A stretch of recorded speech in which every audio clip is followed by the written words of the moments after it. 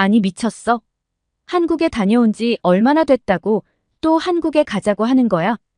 그리고 방이 이게 뭐야?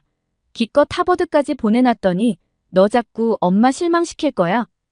여기 한국으로 수학여행을 다녀오자 태도가 180도 바뀐 딸 때문에 엄마는 속을 제대로 썩고 있는 것 같은데요. 도대체 이들에겐 무슨 일이 있었던 것일까요? 잠깐. 영상 시청 전 좋아요 한 번씩만 눌러주시면 감사하겠습니다. 안녕하세요. 하버드에서 경영학을 전공하고 있는 이사벨이라고 해요. 저는 하버드에서 레드클리프 오케스트라라는 클래식 음악 동아리 단원으로 활동하고 있죠. 저희 하버드 레드클리프 오케스트라는 1808년에 만들어져서 현재까진 200년이 넘는 역사를 자랑하고 있어요. 단원들은 서로 다른 전공을 가진 120명의 하버드 학부생들로 이루어져 있죠. 저희 동아리는 매년 4차례 공연을 하고 있고 해외 대학교 학생들과 함께 연주하면서 교류를 해왔어요. 우리 동아리의 특징은 한국계 또는 한국 국적 학생이 많다는 것이에요. 하버드에도 한류의 열풍은 아주 뜨거워요. 저희 하버드 음악 동아리 단원 중에 한국인 친구들이 많기도 했고 그러다 보니 자연스럽게 올해는 한국으로 런케이션을 다녀오게 되었습니다. 런케이션은 교육과 여행을 함께 한다는 뜻으로 영어 단어인 러닝과 휴가인 베케이션을 합친 신조어라고 보시면 돼요. 즉, 단순 관광을 넘어서 그 나라의 전통 문화를 배우고 학술 교류까지 하면서 좀 더 깊게 체험한다는 것이죠. 저희가 한국에 간다는 것이 한국에서 큰 화제가 되었었나 봐요. 수많은 기자분들이 공항에 오셔서 사진도 찍어주셨고 저희와 일정을 함께 하신 기자분들도 계셨는데 미국에 와서 기사를 찾아보니 저희가 한국 뉴스에도 나왔더라고요. 그 뉴스를 보고 저희끼리 정말 신기해했고 그 계기로 한국에서의 런케이션의 소감을 말씀드려 보고자 이렇게 사연을 보냅니다. 처음에는 한국에 가는 것을 반대하는 친구들이 꽤나 있었어요. K-팝과 넷플릭스 드라마도 좋지만 한국은 아직도 전쟁 중인 나라로 여행을 가기엔 너무나 위험하다는 이유였어요. 그럼에도 한국으로 결정된 이유는 일단 한국에 대해 불안함을 느끼는 친구들보다 한국을 가고 싶어 한 유럽이나 미국 친구들이 더 많았기 때문입니다. 아무래도 한류의 뜨거운 열기가 영향이 있었던 것 같아요. 단원들과 수학여행지를 다 같이 고민했을 때 중국, 일본 등 여러 나라가 나왔지만 정작 투표 결과는 한국이 압도적이었죠. 한국으로 수학여행지가 결정되었을 때 2세대 한국계 미국인이었던 친구 세린이도 부모님의 나라를 10년 만에 다시 가보게 되었다며 정말 기뻐했어요. 그렇게 저희 동아리 단원들 93명은 한국행 비행기에 올라탔고 지구 반바퀴를 날아서 한국에 도착할 수 있었습니다. 한국에서의 첫 일정은 서울 은평구에 위치한 진관사에서 템플스테이였습니다. 진관사로 가는 길은 멀지 않았어요. 진관사가 만약 지방에 있었다면 인천공항에서 내려서 또 몇 시간을 버스를 타고 가야 했을 텐데 얼마 안 가 사찰에 금방 도착한다고 하니 더 좋았습니다. 진관사로 가는 버스 안에서 창밖을 보는데 갑자기 엄청 큰 산들이 보이기 시작했어요. 서울 도심 속에 이렇게 큰 산이 가까이 있다는 사실이 정말 신기해서 친구들에게 창밖을 보라며 소리쳤어요. 그러자 저뿐만 아니라 다른 친구들도 모두 놀라더라고요. 우리가 호들갑을 떨자 한국 친구들은 아무것도 아니라는 듯 한국은 이런 게 자연스러운 것이라고 했어요. 그러면서 한국에는 산이 많은 데다가 도심과도 가까워서 지하철을 타고도 갈 수 있다고 하더라고요. 그리고 한국의 산은 이름이 없는 산도 관리가 잘 되어 있어서 외국인들도 등산을 하려고 한국 여행을 오는 사람들도 많다고 했습니다. 저는 그 말에 외국인들이 한국까지 등산 용품을 가지고 오려면 힘들겠다고 말했더니 한국인 친구는 한국에서는 등산 용품을 빌려주는 곳이 많으니 굳이 등산 용품을 안 챙겨와도 된다고 하더라고요. 그 말에 저는 진짜 놀랐어요. 처음 본 외국인들을 뭘 믿고 등산 용품들을 빌려준다고 하는지 한국의 서비스에 다시 한번 감탄하게 되었죠. 그러면서 한국 친구들은 나중에 너희들도 한국에 다시 오게 된다면 꼭 등산을 해보라고 추천하더라고요. 조지아 출신이었던 앨리스는 그동안 살면서 산을 거의 본 적이 없어서 등산은 당연히 전문 산악인들이나 하는 거라고 생각해왔는데 한국에서는 누구나 등산을 즐길 수 있다고 하니 한국인들이 정말 부럽다고 했어요. 그렇게 우리는 한국의 산을 구경하면서 진관사에 도착했습니다.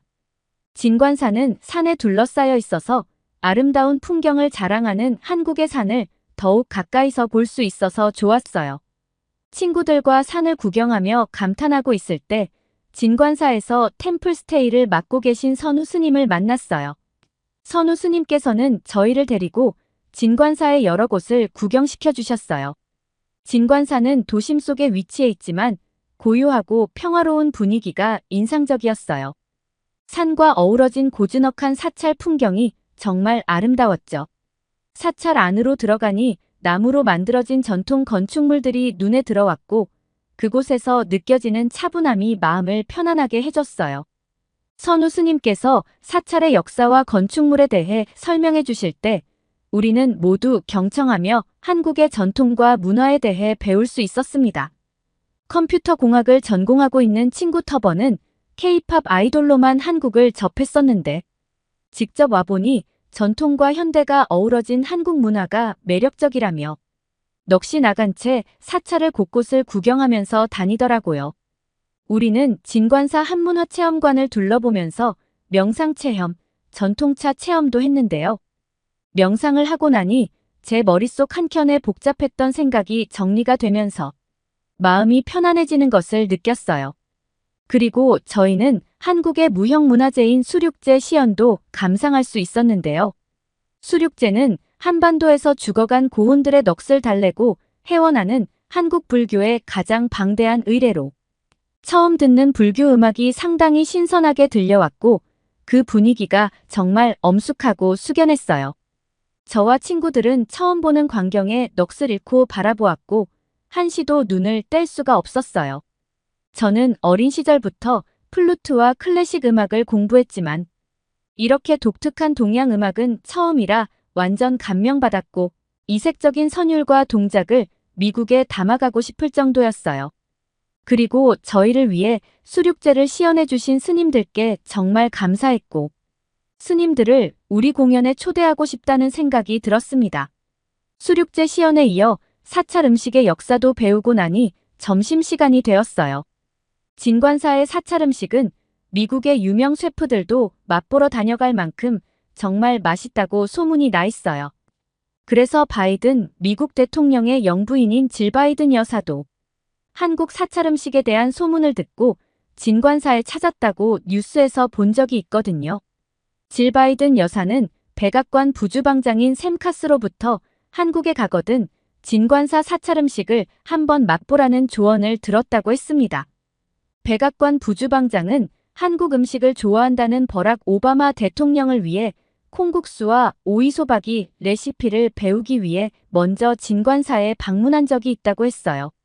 그 후로 한국의 문재인 대통령이 백악관을 방문해 진관사에서 보낸 선물을 질 바이든 여사에게 전달했을 때도 영부인이 진심으로 기뻐했대요. 이렇게 대통령 영부인도 맛있다고 한 진관사의 사찰 음식을 우리도 맛보게 된다니 정말 기대가 됐어요. 그러면서 한편으로는 사찰 음식은 대부분 나물과 채소일 텐데 얼마나 맛있으면 세계적인 유명 셰프와 대통령 영부인도 찬사를 보낸 것일까 의문이 들기도 했습니다. 여러 가지 생각을 하면서 식당으로 갔는데 차려진 밥상을 보고 저는 충격을 받을 수밖에 없었어요. 정말 다양한 음식들이 테이블 위에 차려져 있었거든요. 먼저 다양한 나물 요리가 눈길을 끌었습니다. 고사리, 도라지, 시금치 등 각종 나물들이 고소한 참기름과 간장으로 간이 되어 있었고 그 신선함과 담백한 맛이 인상적이었어요. 특히 나물의 아삭아삭한 식감이 정말 좋았습니다. 또한 각종 채소와 두부로 만든 전도 정말 맛있었어요. 바삭한 전의 식감과 채소의 자연스러운 단맛이 정말 좋았고 입안 가득 퍼지는 고소함이 일품이었어요. 그리고 두부전은 부드럽고 담백해서 먹기 편했고 입안에서 살살 녹더라고요. 하지만 사찰 음식의 하이라이트는 바로 된장찌개였습니다. 깊고 진한 된장 맛이 너무 구수하더라고요. 그리고 다양한 채소와 두부가 듬뿍 들어가 있어 영양가도 높을 것 같았어요. 뜨끈한 국물을 마시니 몸이 따뜻해지는 기분이었습니다. 그리고 마지막으로 후식으로 나온 식혜는 사찰 음식의 마무리를 완벽하게 해줬습니다. 은은한 단맛과 쌀알의 고소함이 조화를 이루며 입가심으로 더없이 좋아서 저는 한 번 더 리필해서 마셨어요. 저를 비롯한 다른 친구들도 사찰 음식을 정말 맛있게 먹었어요. 세계적인 유명 셰프가 진관사에 와서 음식 레시피를 배워가는 이유를 그제서야 알겠더라고요. 그렇게 진관사에서의 일정을 마치고 저희는 경복궁으로 이동했어요.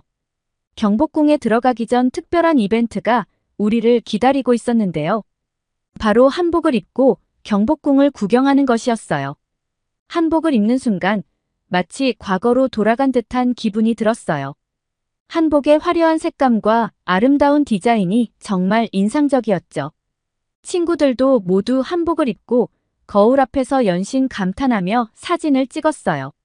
한복의 곡선과 디테일은 정말 예술적이었고 입는 순간 우아함과 고전미를 느낄 수 있었어요. 특히 치마의 넓은 폭과 저고리의 섬세한 자수가 너무나도 아름다웠습니다. 남자친구들이 입은 한복도 멋졌어요. 고풍스러운 색상과 디자인이 잘 어울렸고 모두가 한복을 입고 나니 마치 경복궁의 왕자와 공주가 된 기분이었죠. 한복을 입고 경복궁을 둘러보니 경복궁에서의 시간이 더욱 특별하게 느껴졌어요. 고궁의 아름다운 건축물들과 우리가 입은 한복이 어우러져 마치 시간 여행을 하는 듯한 느낌이 들었거든요. 경복궁을 모두 둘러보고 빌린 한복을 다시 반납할 때 어찌나 아쉽던지. 그래서 이건 비밀인데요. 엄마 몰래 한복을 사서 미국으로 가지고 갔답니다.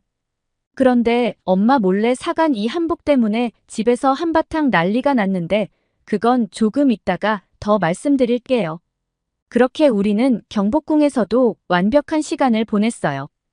외국인들이 한국 여행에 오면 꼭 들르는 곳이 경복궁이라고 했는데 왜 그렇게 다들 경복궁에 가보는지 알겠더라고요. 진정한 한국 동양의 미를 만끽할 수 있었던 곳이었습니다.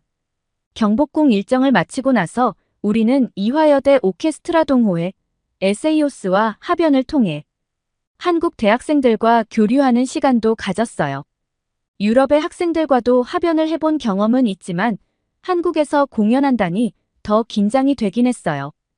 아무래도 전 세계적으로 K-팝으로 유명한 나라다 보니 한국 학생들은 뭐든지 더 잘할 것만 같았거든요.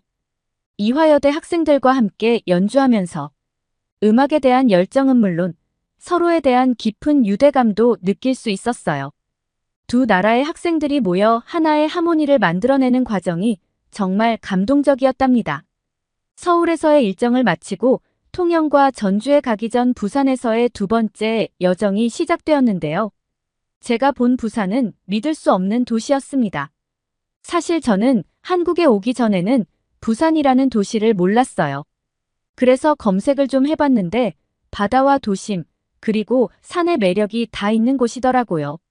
현대적인 면과 전통적인 면이 모두 공존하는 매력적인 서울도 너무나 좋았는데 바다를 경험할 수 있는 부산은 어떤 매력이 있을지 너무나 궁금했어요. 우리는 서울역에서 KTX를 타고 부산으로 가는 일정이었어요. 한국의 KTX가 시속 300km까지 달릴 수 있다고 하던데 서울에서 부산까지 2시간 반 정도면 도착할 수 있다는 사실이 너무나 매력적이었습니다. 그런데 친구 캐서린은 한국의 기차는 연착이 없다는 것에 굉장히 놀라더라고요. 웬만한 유럽 국가들은 기차를 타고 이동한다면 우선 인내심부터 탑재해야 한다면서 연착이나 운행 취소가 잦다고 했어요. 그런데 이렇게 출발 전에 미리 도착해 여유 있게 탑승할 수 있고 정확하게 정시에 출발하는 기차라니. 역시 한국은 실망할 요소가 없다며 엄지를 치켜 세우더라고요. 저 역시도 한국의 대중교통 인프라는 정말 놀랍다고 생각해요. 한국 분들은 무심하고 당연하게 이용하시겠지만 다른 나라에서는 절대 당연하지 않은 인프라인데 정말 부럽네요. 그리고 무엇보다 가장 놀라운 건 사실 서울에서 익히 느꼈고 놀랄 만큼 놀랐지만 매번 놀라게 되는 한국의 와이파이 인프라입니다. 웬만한 나라의 호텔 와이파이보다 KTX 안의 와이파이가 더 빨랐어요. 인터넷 빠르지, 자리도 편안하고 쾌적하지, 너무 편해서 기차를 타고 좀 더 가도 되겠다 싶었는데 워낙 속도가 빨라 3시간도 안 돼서 도착한 게 아쉬울 정도였죠. 하지만 도착한 부산은 저희의 아쉬움을 싹 날려주었습니다. 저는 부산이 수도가 아니니 서울에 비해 뭔가 부족한 부분들이 있을 수 있다고 생각했어요. 그런데 서울에 전혀 밀리지 않을 뿐 아니라 오히려 더 좋은 면들을 곳곳에서 발견했습니다. 이게 한국의 위험이겠죠? 부산역부터가 서울역과 비교했을 때 규모며 청결함이 전혀 밀리지 않았어요. 저희가 제일 먼저 방문한 곳은 남포동이었습니다. 원래 바다였는데 매립을 해서 이곳을 만들었다는 상상도 할 수 없던 과거에 신기했어요. 핸드프린팅, 풋프린팅을 보며 알고 있는 이름을 찾는 재미도 있고 사람들이 많아서 저도 함께 들뜨는 느낌이었습니다. 그리고 부산엔 정말 먹거리가 많더라고요. 서울에서 충분히 다양한 먹거리를 즐겼다고 생각했는데 부산의 먹거리들은 또 다르던데요. 맛있는 냄새에 너무 출출해져서 떡볶이와 어묵, 물떡을 먹어보았습니다. 어묵은 부산 명물이라고 하던데 정말 맑고 깊은 맛이 매력적이었어요. 생선살로 만들었다고 해서 비린맛을 걱정했는데 전혀 없어서 신기했죠. 그리고 사실 물떡은 좀 꺼려졌거든요. 그런데 판매하시는 분이 너무 강력히 추천해 주셔서 믿고 먹어보았는데 지금 생각해도 침이 넘어가네요. 그리고 입맛은 만국 공통인가 봐요. 저뿐만 아니라 캐서린과 다른 유럽 출신 친구들도 다 잘 먹더라고요. 그리고 씨앗 호떡은 정말 달콤하고 녹아내리는 맛이었습니다. 살찌는 것만 아니라면 하나 더 먹었을 거예요. 미국으로 돌아와 있는 지금은 그때 하나 더 먹을 걸 그랬다는 후회만 가득합니다. 그리고 저희의 다음 일정은 태종대에서 유람선을 타보는 것이었는데요. 굉장히 크고 신비한 모양의 바위, 그리고 에메랄드 빛으로 부서지는 바다까지 아주 환상적인 풍경을 볼 수 있었답니다. 마지막으로는 해운대에 가보았는데요. 해운대가 외국인들이 많이 찾는다고 해서 어떤 매력이 있을까? 굉장히 두근댔습니다. 그런데 제가 둘러본 부산의 서쪽과는 완전 느낌이 달랐어요. 한 도시 안에서 이렇게 상반된 느낌이 공존하다니 아주 매력적이었죠. 남포동은 과거와 현대가 어우러진 모습이라면 해운대는 완전 현대 도시로 서울을 뛰어넘는 모습이었죠. 저는 캐서린과 긴 해변을 따라 산책을 하며 아름다운 해운대 바다를 카메라에 담았어요. 휴식이 좀 필요했는데 너무나 좋은 힐링이었습니다. 부산에서의 여정을 마치고 마지막으로 전주에서의 공연이 있었는데요. 점심시간이 되었지만 공연을 대기해야 해서 음식점에 가서 밥을 먹을 수는 없었어요. 그런데 공연 담당자님께서 멀리서 웃으면서 저희에게 김밥 먹자고 하시더라고요. 그때 저는 속으로 소리를 질렀답니다. 미국에서부터 한국 음식 중에는 김밥을 꼭 먹고 싶었거든요. 왜냐하면 비슷한 재료들이 들어가는 것이 아니라 고기, 햄, 야채가 다양하게 들어가는데 그게 과연 합쳐지면 무슨 맛일지 생각이 들면서 호기심이 생기더라고요. 그렇게 김밥을 한 입 먹었는데 맛이 정말 일품이었어요. 밥 알갱이 하나하나가 살아있는 식감에 다양한 재료들의 조화까지. 담백하면서도 깊은 맛에 저 말고도 모두들 감탄했죠. 공연 담당자님은 김밥은 짝꿍이 있는데 바로 이거라며 컵라면을 저희에게 건넸어요. 미국에서도 가끔 먹어본 적은 있었는데 그냥 맛있다 정도였지 소름 끼치게 맛있다고 생각하진 않았는데 한국에서 김밥과 먹으니 진짜 맛있더라고요.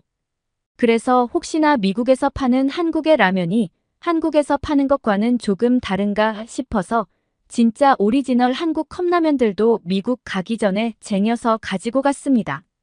그리고 김밥의 양이 적어 보였는데 한 줄만 먹어도 생각보다 배가 부르더라고요.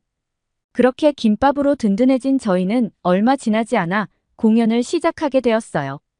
무대에 오르자 많은 시민들이 응원의 함성을 보내주셨죠. 그 열기에 우리의 연주도 더 깊이 있게 울려 퍼졌어요.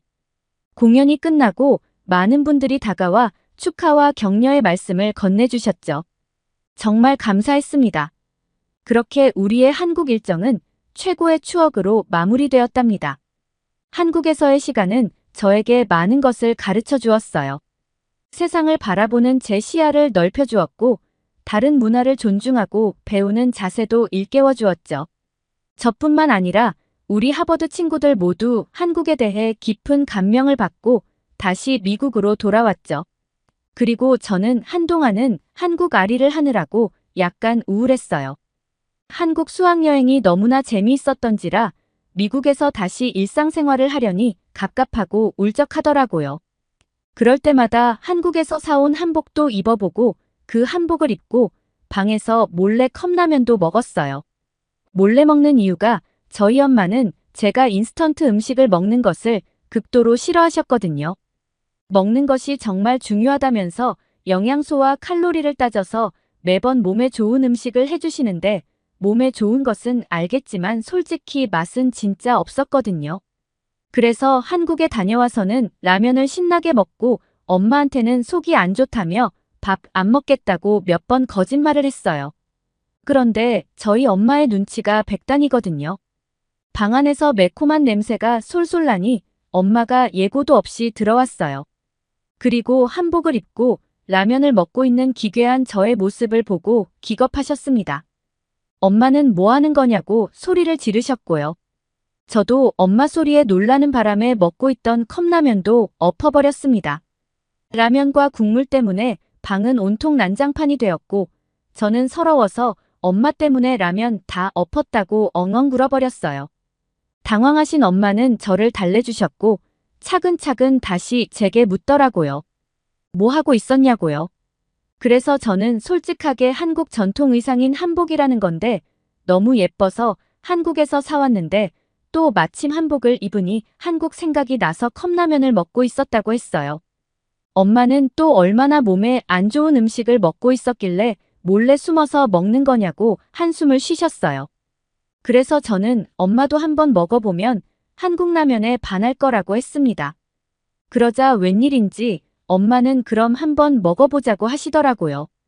드디어 엄마도 인스턴트 음식을 받아들여 주시는 건가 싶어서 황급히 컵라면에 물을 부어 엄마에게 드렸고 한국 라면을 처음 맛보신 엄마는 너무 맵다며 혀를 어찌할 바를 모르시면서도 더 이상 못 먹겠다는 말씀은 안 하시더라고요. 저는 옆에서 엄마께 맛있냐고 계속 물어봤습니다. 그리고 그 이후로 어떻게 되었냐고요? 이제 엄마가 한인마트 가셔서 라면을 종류별로 사오세요. 까다로운 엄마 입맛에도 한국 라면은 합격을 한 것 같아요. 사실 그런데 라면도 맛있지만 한국에 맛있는 음식들이 정말 많잖아요. 그래서 저는 요즘 틈만 나면 엄마께 한국 여행 가자고 조르고 있습니다. 엄마는 하버드까지 갔으면 공부나 열심히 할 것이지 맨날 여행 타령한다고 저를 타박하시지만 머지않아 엄마랑 다시 한번 한국 모녀 여행을 할 수 있을 것 같아요. 그럼 조만간 엄마랑 한국에 가보겠습니다. 오늘의 사연 어떠셨나요? 한국으로 수학여행을 온 미국 하버드 여대생이 한국에 홀딱 반한 것 같네요. 조만간 한국에서 즐거운 모녀 여행을 즐기시길 바라겠습니다. 오늘 사연이 재미있으셨다면 구독과 좋아요를 눌러주세요. 여러분의 구독과 좋아요는 영상 제작에 큰 힘이 됩니다. 끝까지 시청해주셔서 감사합니다.